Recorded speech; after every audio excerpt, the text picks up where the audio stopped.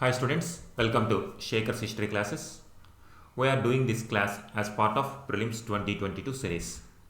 In previous class, we have seen as part of medieval India about the rise of Islamic states or the rise of Islamic empires after 7th century AD. In 7th century, Prophet Muhammad he preached new religion to the humanity, that is Islam. The followers of Islam took the inspiration from Prophet Muhammad and they expanded this religion while expanding their territories as well. This led to the creation of one of the largest empires in our human history in the form of caliphates. In that continuity, we see the rise of Turkish states. The rise of Turkish states had huge security implications on India's security in 11th and 12th centuries. It had not only had security law and order issues but also the entire political system completely transformed after the rise of these Turkish states in the northwestern borders of India. Let us see two important Turkish states which had implications on India were Ghaznavid Sultanate and the Ghurid Sultanate. First, the Ghaznavid Sultanate emerged, it is a Turkish state. Next, Ghurid Sultanate emerged, it is another Turkish state. First, the Ghaznavid Empire, Mahmud of Ghazni, he invaded 17 times India. He was mainly interested in India's wealth. Whereas when it comes to Ghurid Sultan, Muhammad Ghori, he was interested in establishing the kingdom. So these two had great implications with respect to India's future and India's history in 12th and 13th centuries. Let us see, before directly coming to the Ghaznavid and Ghurid Sultanate, let us try to understand the sequence of developments that were taking place in this particular region of the world. Because this region is always a very complex region. Throughout our history, throughout our human history, it is a place of continuous migrations. Because this is the place where West Asia, South Asia and Central Asia all joined together, and it led to kind of a continuous churning process takes place throughout our human history. Often it includes violence. As different cultures join there, then violence used to take place in this particular part of the world. Even till today also, it had great implications for not only India's security but for the entire world security itself. Now we will try to understand, since our ancient times, what were the different type of kingdoms emerged in this region, and we will try to connect various developments. We should go back to our ancient history, 6th century BCE. It was the time of Buddha, Mahajanapada period in India. Now we see what was happening in this part of the world at that particular point of time. Here, Ghazna and Ghori and Ghazni, these are two places in present day Afghanistan, which is located between Kabul and Kandahar. Here, in this part Ghazni and in this part Ghori. These two places are presently located in modern day Afghanistan. From there, they expanded their territories into Indian subcontinent. First, we have to see in this part of the world what were the different type of empires that emerged and declined over a period of time. Now we are going back to the times of Buddha, Mahajanapada time period. During that time period, Achaemenid Empire was the powerful empire. Now we see this is the kind of empire that was built during 5th and 4th century BCE. They had wars on eastern side with Indian northwestern borders. During this time, what were the kingdoms that existed were Gandhara, Cambodia, two Mahajanapadas were there. They expanded their territories into this region. On the western border, they were fighting with Europeans. Europeans mean this time Greeks. Later, Alexander from Greek region, he took the inspiration from Achaemenid Empire and he wanted to conquer this world and he wanted to build a world empire. So he inspired from these conquests and he expanded into territories and he completely decimated Achaemenid Empire and he established empire that is called Alexander Empire. He reached till again northwestern parts of the border. Now I will show you the Alexander Empire. This is the Alexander Empire. Now you see this much empire was built by Alexander. However, unfortunately, he could not rule this empire in his lifetime because he died at very young age. Now what will happen after his death? Immediately after his death, his commanders started splitting this empire into different regions. For example, in Egypt, one commander took it. In this part, one commander emerged, and in this part, another commander. Likewise, entire Alexander the Great empire was divided into four parts. We are concerned about this part. In this part, Seleucid Empire emerged. Seleucid Empire, it was the contemporary of Mauryan Empire. Even while reading about Chandragupta Maurya, we study about Seleucid Empire. There was an exchange of ambassador also from Seleucid Empire, a famous Greek ambassador Megasthenes. We know some details about Mauryan Empire through Megasthenes' account also, that is Indica. Megasthenes was the ambassador of Seleucid Empire. Later Ashoka comes. Ashoka also mentioned about the existence of Greek kingdoms in his inscriptions. Now you see, always whenever this kind of development takes place in the northwestern frontier, a new kind of culture emerges. For example, during Achaemenid Empire, a new type of script, that is Kharoshthi script, emerged.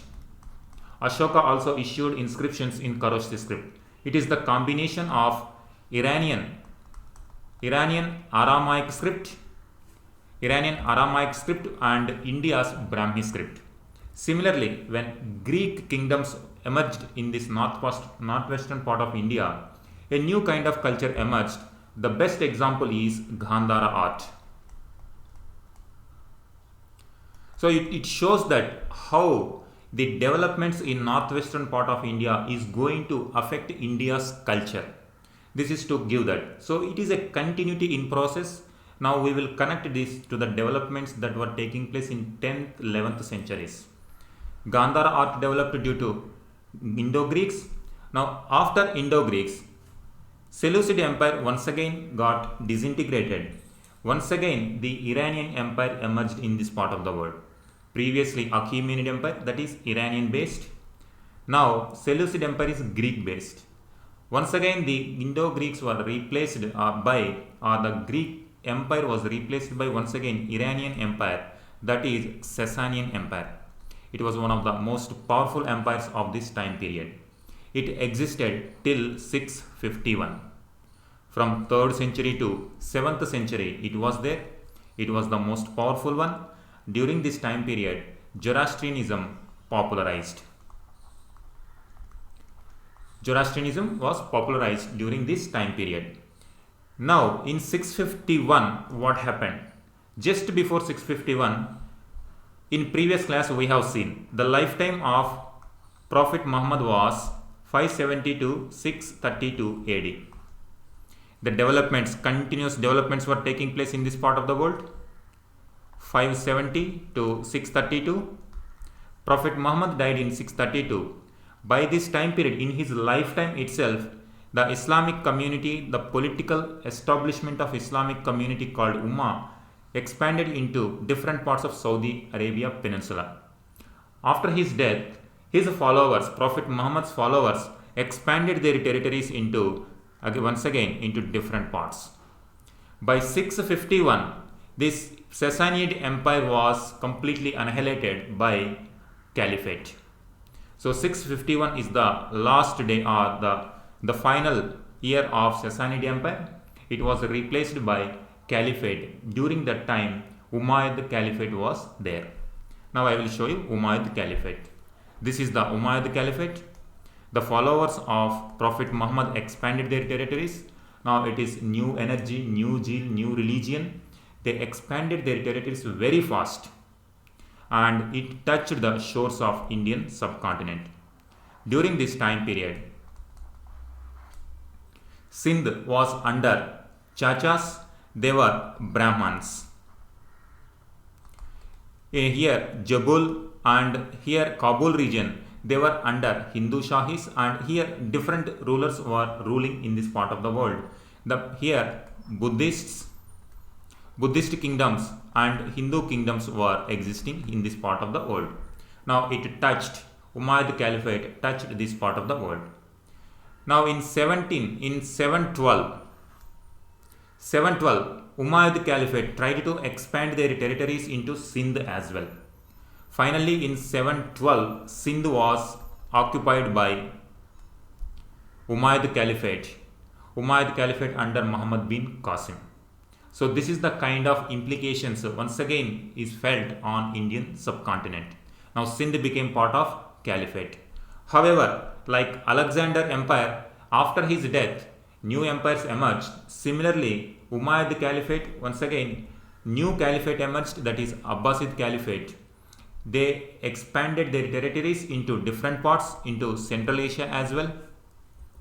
Now you can see this Central Asia, they are expanding their territories into Europe, Africa, until they reached Spain.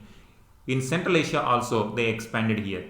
Now we are really entering into our medieval part, the rise of Turkish states. They expanded into northwestern parts of India also. They expanded into Central Asian tribes regions as well. Now this is the contacting zone of these people who are there here. These people are called Turks. This is, we are encountering the word Turks. These are the Central Asian tribes. In case of 1st century AD, 1st century BC also we see like Shakas, Kushans.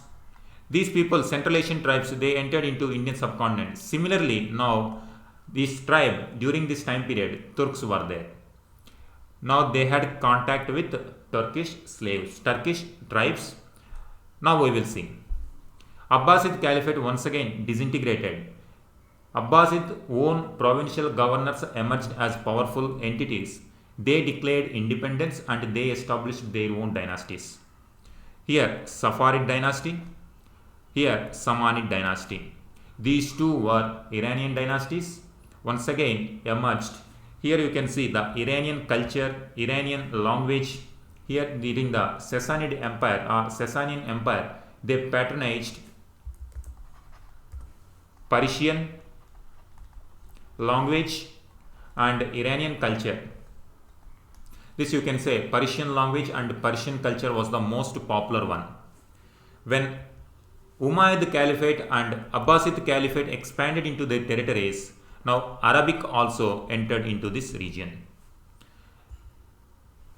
Once again, Safarid and Samanid, they revived Iranian culture. Arabic was there now in this part of the world. Now Arabic language came, Islam religion came. Already Persian language and Persian culture already existing. This is how you have to see. Here one more development. When 651 was the year of decline of Sassanid Empire, after this time period, the Zoroastrians, who were the religious followers of Zoroastrianism, already existing religion, some were converted into Islam, some were migrated into other parts of the world to safeguard themselves. Some people came to India as well. Today we are calling them as Parsis in India. Parsis were the followers of Zoroastrianism who based in Iran. In order to safeguard themselves, their religion, and to safeguard their life, they migrated to different parts. Some people came to present day Gujarat as well. They were called as Parsis. Even today also we have different minorities in the Indian population, and one of the minorities were Parsis. The history of the migration of Parsis go back to 651 AD. This is another implications on India's culture, India's population and Indian subcontinent. Now once again, after Arabic culture, Now Islam came already. Persian culture once again revived under Safarid dynasty and Samanid dynasty. Here two terms we have to remember. These often we hear in our medieval Indian history. One geographic location is Transoxiana. Another one is Khorasan. Khorasan is part of Iran. Transoxiana part of Central Asia. Here two important towns. One is Bukhara. Another one is Samarkand. These two acted as capitals for the empires who based in this region. You can see this is a land of rivers like Indus Valley. Indus Valley is giving fertile area. Whoever comes and settle in the Indus zone, they flourish because the rich fertile land, they can grow the crops, and the trade also flourishes in this part of the world because of rich fertile lands. Similarly, in this part also, this area is very fertile. If you observe, this is the very limited area comparing with their neighboring areas. Neighboring areas are all hilly regions, and in these hilly regions, small land is having the fertile area. Whoever controls this fertile area, they become powerful. Now those the opponents of the political opponents, in order to safeguard themselves from the powerful empires, they used to migrate into new areas. If you see Mughal history also, initially Babur, he was there in this region. However, his kingdom was conquered by his own relatives. Now he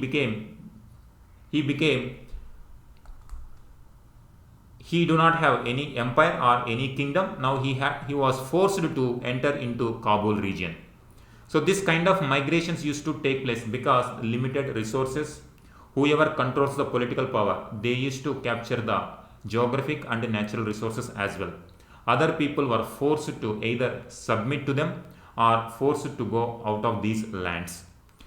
Due to this geographic location, and they used to see for new opportunities, and they used to come either downward or eastward. Now here in our Indian history, we are concerned about those people who came downward. These two places are very important, Transoxiana and Khorasan, because in our history we know one name called Al-Biruni. He was one of the finest scholars of human history. He gave us a lot of details about Ghaznavid invasions. Al-Biruni was from Khorasan region. We will again hear Khorasan when it comes to Muhammad bin Tughlaq. Muhammad bin Tughlaq tried to experiment many things. One of his experiments was to conquer Khorasan, because Khorasan area had lot of security implications on India. He planned, if Khorasan was part of Delhi Sultanate, then he can control the Mongols or other tribes who were countering India's security or who were threatening India's security. However, his plan failed. So there also we hear once again Khorasan expedition. That is why these two areas we often hear.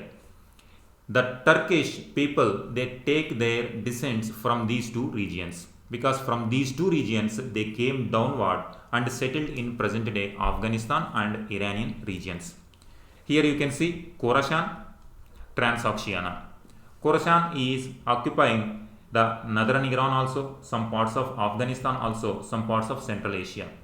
So these are the areas. From there they used to come towards Indian subcontinent. These two terms you have to remember whenever you study about Turkish people. Come here. Now Sassanid, or after Sasanian Empire, Safarid dynasty once again revived Persian culture. The Samanid dynasty also expanded their territories. These Samanid dynasty, a peculiar development used to take place when Caliphate emerged into this part of the world. What was the development? Means the Arab forces under Caliphate, they used to expand their territories into Turkish lands.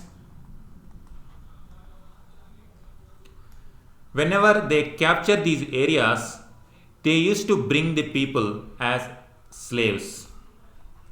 That means the captured people become the slaves, and these slaves were used as bodyguards,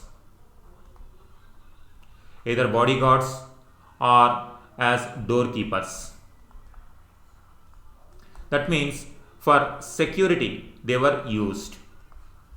In the Department of Security, in the Department of Army, these slaves were used because these people were very strong in military tactics, and they were very good at using horses. They were very good in security and loyalty. Because of these reasons, these slaves were used in the administration as well, mainly in the security department, in the military department. However, all people were not slaves. Some people came as slaves. Some people came as freemen in search of employment. So that is how many Turkish tribes, they used to come downward and they used to settle in these parts of the world. Here there is a term Gaj Turks. If you, in medieval history, in world history, we hear a empire called Ottoman Empire. Ottoman Empire was based in Turkey. The Ottoman Empire was established by Gaj Turks. Similarly, here Ghaznavid Sultanate, it was established by Turkish people. Later we see Ghurid, once again Turkish people. This Seljuk Sultanate, these people also Turkish people. Now you can see, previously Caliphate, they were Arabian based, Iraq and Iranian based. Now whenever they tried to expand their territories into Turkish lands, many Turkish people came down and they settled. Some people were enslaved, some people as free people, they came down and they became part of these empires. Now they became very powerful because they are in the military department. They themselves became very powerful and they themselves occupied these territories and became as sultans. Now once they have the kingdom, what kind of language they followed, what kind of religion they followed, what kind of culture they followed, it became very important. Because whatever the practices they followed, they brought it to India. Now we'll see here. Here we have to see the chronology. Safarid dynasty. After the Abbasid Caliphate, it was a Sunni Parisian dynasty. Capital is at Jaranj, modern day Afghanistan. Now you see the terms here. Sunni related to Islam. It was born in Saudi Arabia. Parisian people, Iran based language. Now you see in Islam itself, the difference also we have seen. In previous class we have seen Sunni and Shia. Shia people means immediately after Prophet Muhammad, some people wanted his cousin and also his son-in-law Ali should be his real successor. However, some people accepted Abu Bakr as the next successor. Those who wanted only Ali to be the next successor, they became Shia. The term came from Shiat Ali, that means the party of Ali. Those became Shias, and those who followed Abu Bakr should be the real successor of Muhammad, they became Sunnis. So that's how Safarid dynasty was a Sunni. They followed Abu Bakr as the first caliphate. Parisian based, because local dynasty, local people, they established this. After Safarid, Samanid dynasty occupied. Once again these people also Sunni, Iranian dynasty, Islam religion and Iranian based. They had capitals Samarkand and Bukhara. They are present day Afghanistan, Uzbekistan regions. Next, the Ghaznavid dynasty emerged in this part. Now you can see Ghaznavid. This Ghaznavid, these people were Turkic origin, Muslims, Persianate, Now you see the difference. Here the Iranian people accepted religion Islam. Now here if you see the Central Asian Turkic origin accepted Islam as the religion and they accepted Persian culture. This is how when they came to India they brought all these three characters. In our Indian medieval history with respect to art and culture, we see the Persian language or Persian literature. We see Islamic architecture we see, and Turkic language or Turkic practices in the administration. So this is how it generated. So we should go back to this particular time period in thousands and 900s when Abbasid Caliphate and Iranian empires were expanding their territories into Turkic lands. Some of them were captured as slaves, some of them came as freemen, and they became part and parcel of these empires, and gradually they became powerful. Finally, they emerged as the powerful rulers. Once they came and established their territory, we can compare this development with Kushans and Shakas.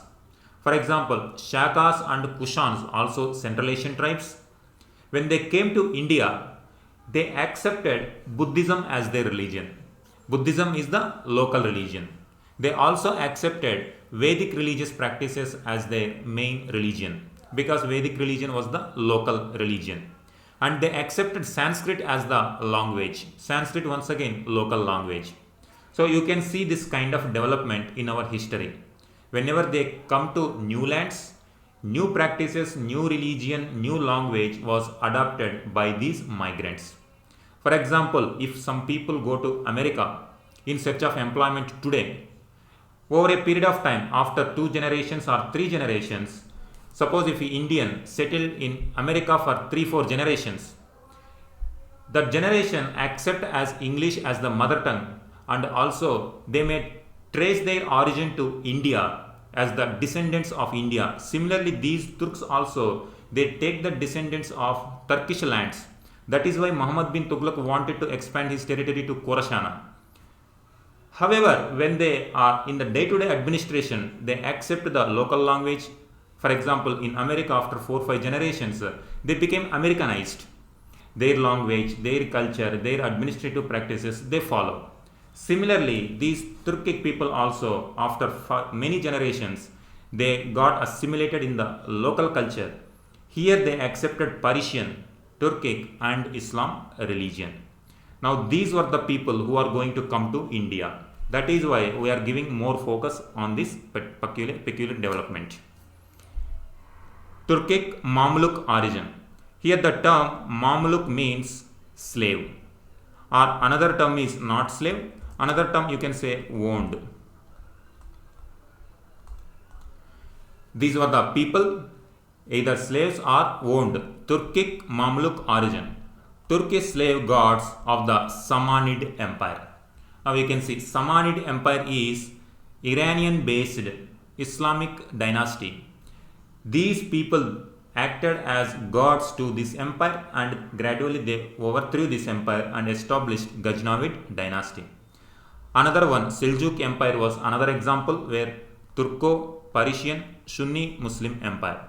You can see the religion, you can see the culture, you can see the origin of their race or their original homelands.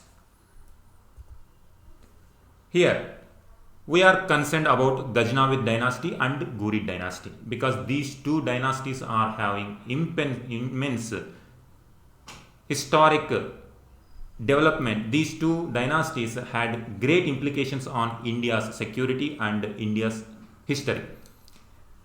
Now we trace their origin to Alptigin.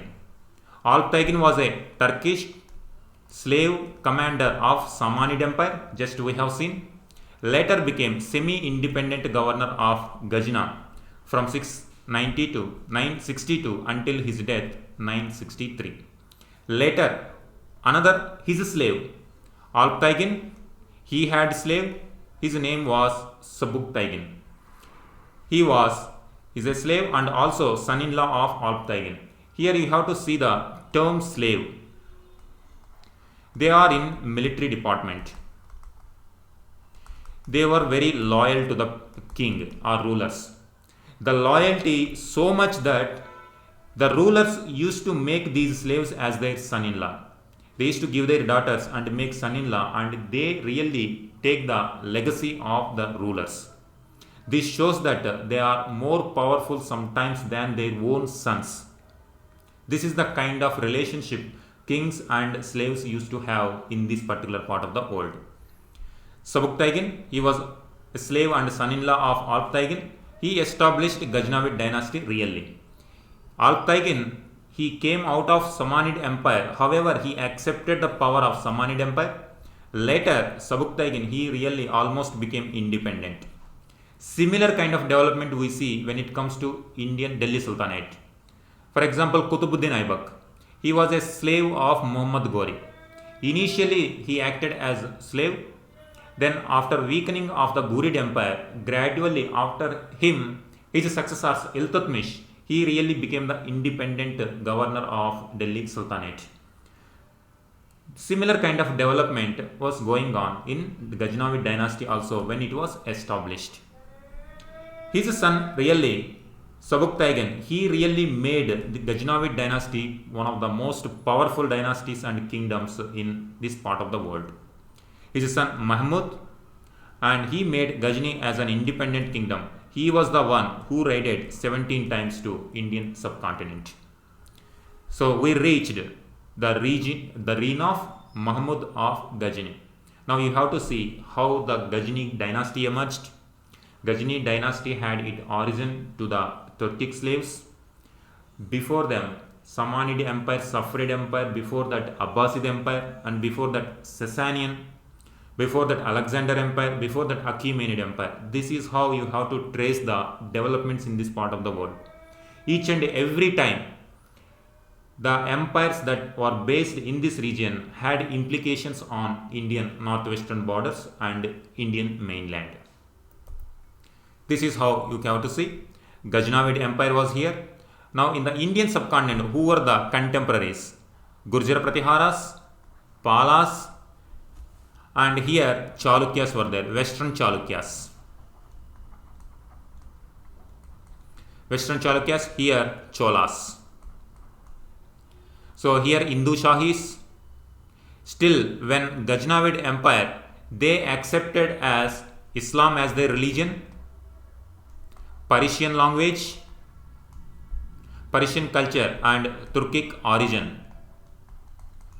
Still, the parts, the Hindu Shahis, they were following either as Buddhism or Vedic religion. They were following Buddhism or Vedic religion, and gradually they were going to be converted into Islam as well due to this continuous movement of Turkish. Now here afterwards we will use the term Turkish invasions or Turkish migrations or the impact of Turkish people, Turkish culture. We used to say in these words.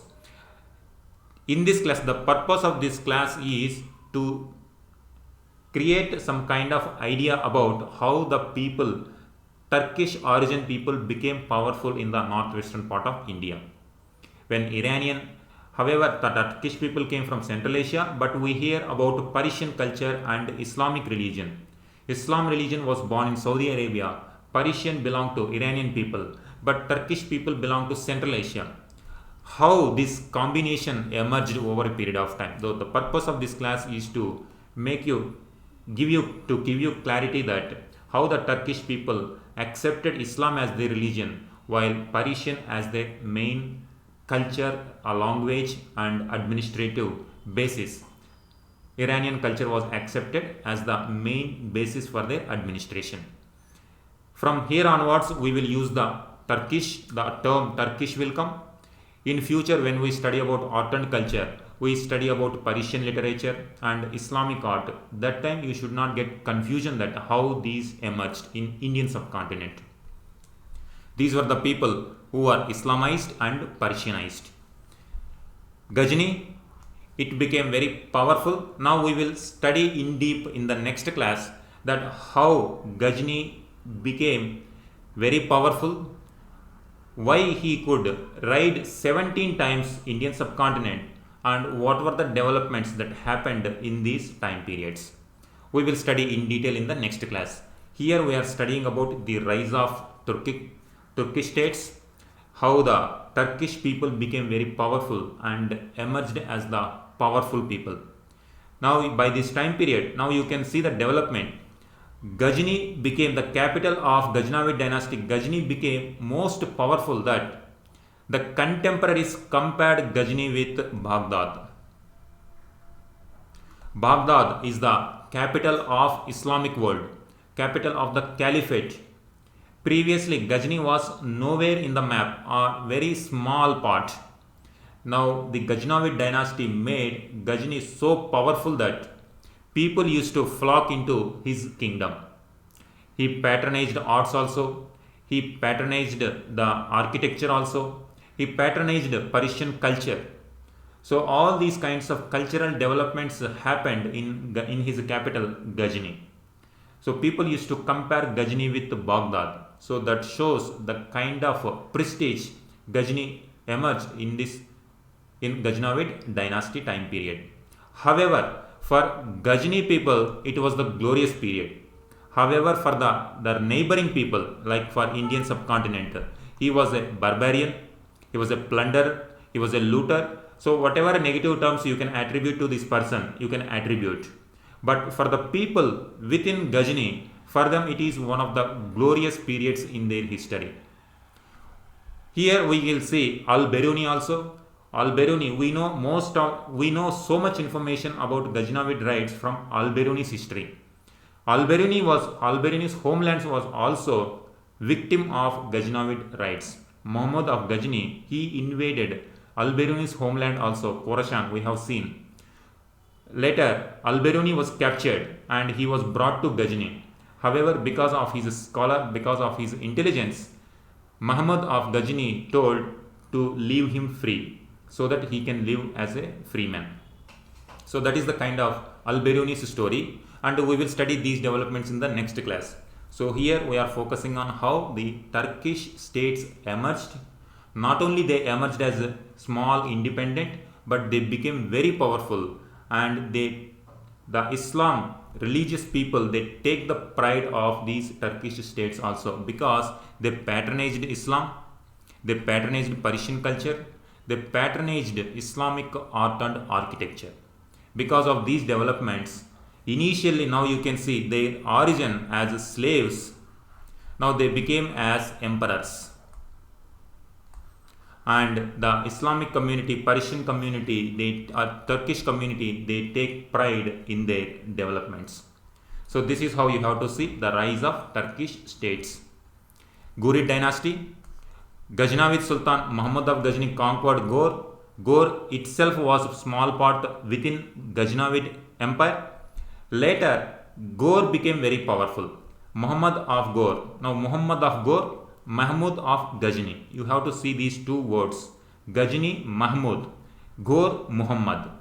He took the city. Now Ghazni itself became victim of Ghurid invasions. In 1173, Muhammad had no offsprings.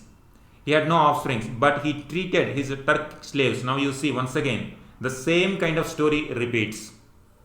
As his sons, Aldous, Kubacha, Kutubuddin Aybak. Here we will see the establisher of Delhi Sultanate. He was one of the Turkic slave of Muhammad Ghori. After his death, his empire or his dynasty, his entire kingdom was divided among his slaves. Now we will study all these developments in the next class.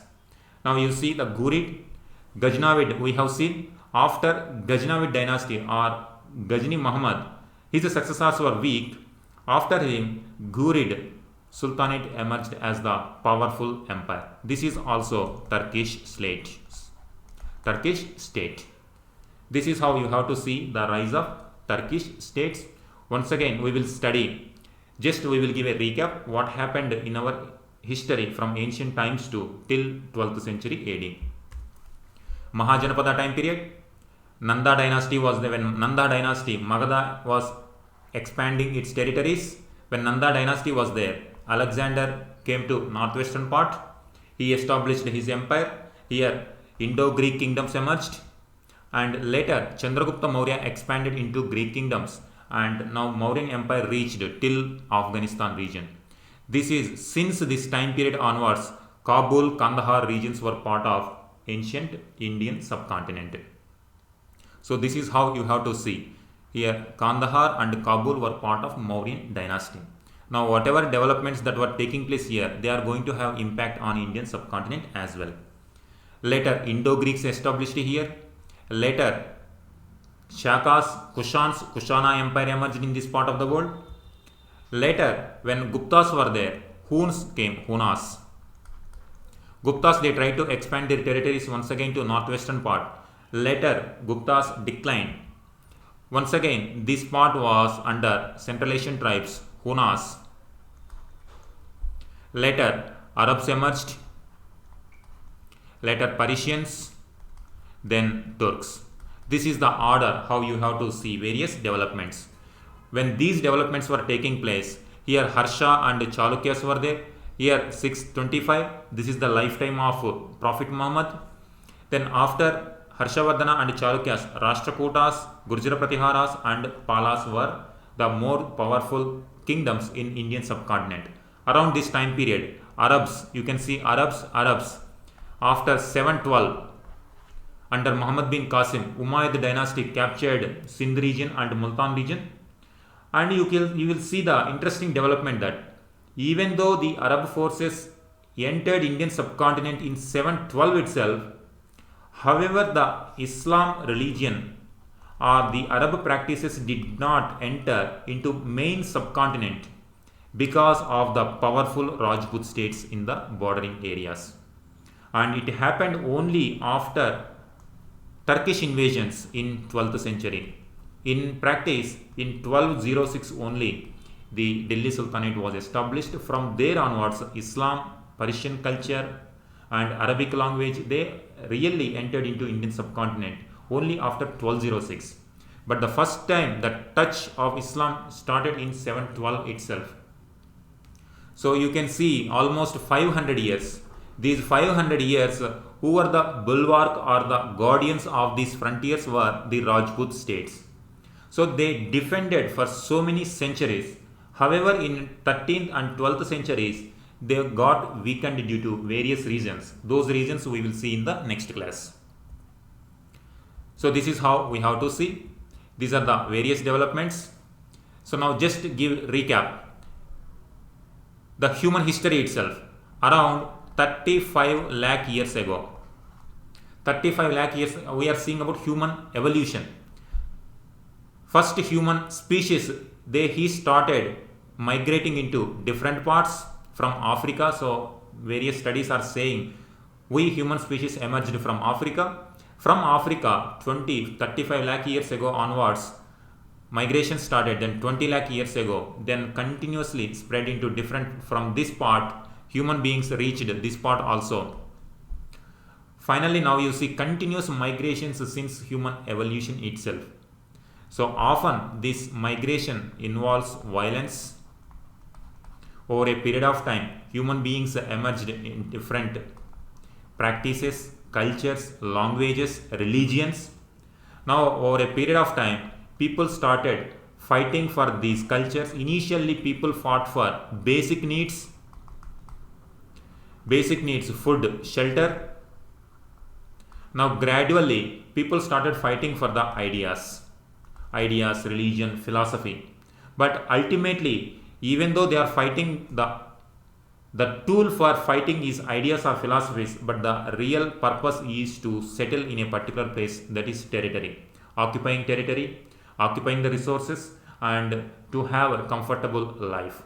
So this is how always, whenever history you see, always go back to the ancient times, how human evolution started and how people are changing from time period to time period.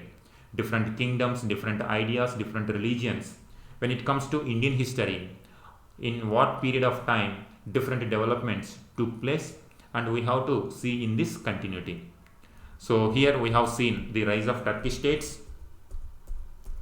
You have to see that in the central, these are the regions. Always remember these regions. We hear very quite often these words Transoxiana and Khorasan. Khorasan, here you will find one term here, Balkh, Samarkand, Bukhara. Like Muhammad bin Tughlaq, he was one of his experiments was to conquer Khorasan. We will hear there. And Balkh, when it comes to Shah Jahan, Babur came from Samarkand region. So Shah Jahan used to feel that he wanted to conquer Balkh region so that he can safeguard these areas. However, whoever enters into these areas, into the politics of this area, then it creates trouble for the empires. British entered this region, trouble created. Soviet Union entered, trouble created. Recently, Americans also entered into this region, trouble was there.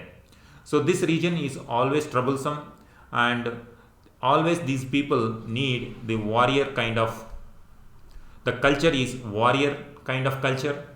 Always arms and bravery is the weapon in this part of this world. So the moment you see Turkish states or Turkish slaves or Turkish culture, always remember these regions, Transoxiana and Khorasan. So this is how you have to see about the rise of Turkish states. In the end, we have seen that Ghaznavid dynasty and Ghurid dynasty, these Ghaznavid and Ghurid dynasty are going to have huge impact on Indian history. Those details we will see in the next class. Thank you.